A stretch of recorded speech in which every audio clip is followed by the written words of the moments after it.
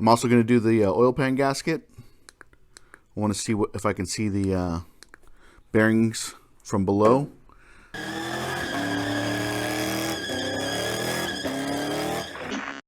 This is the oil pan gasket that I've gotten to replace it.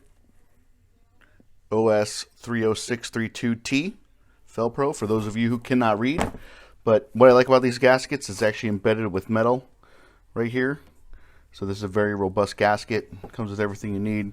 These are little clips that you use to hold up the gasket while you're installing it. And it comes with a little can of RTV. But I'm gonna show you guys what I use on all vehicles when I need RTV, be that a Honda, a Toyota, a Chrysler, a Ford. It doesn't matter. I always stick with the FIPG, a form in place gasket by Toyota. Let's take a look at the gasket itself.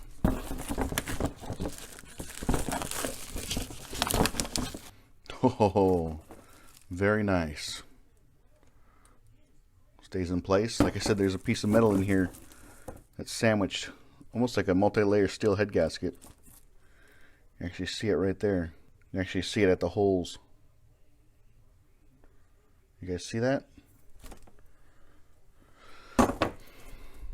So when I actually install it, I'll put some silicone here, point here, on this little ridge right here, top and bottom, and then right here as well, top and bottom.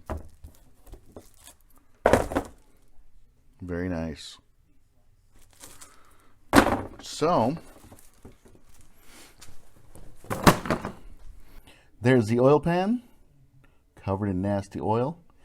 There's actually a brace I had to take off right there. 3 bolts up here, 2 back there. But first you have to get the exhaust, part of the exhaust off, which I did right there. Don't make the mistake that I did and rip out the wires for your O2 sensor. I ripped them out right there.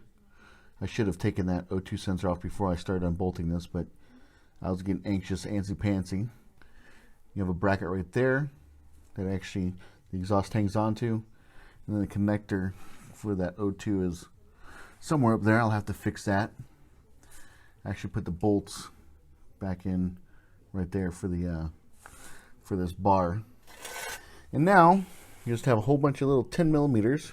Looks like there's a stud here and bolts around here. I'll pop that off, clean all this up, and then